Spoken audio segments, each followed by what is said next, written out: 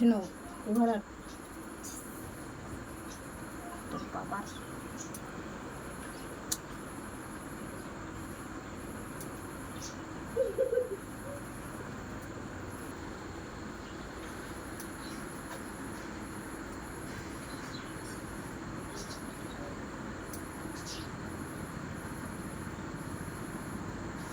Light বন্ধ করলে কিরম ঝলক দেখাচ্ছে দেখছো?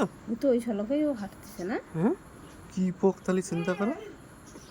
তুমি লাইট ফালাও না। লাইট লাগাও যাও।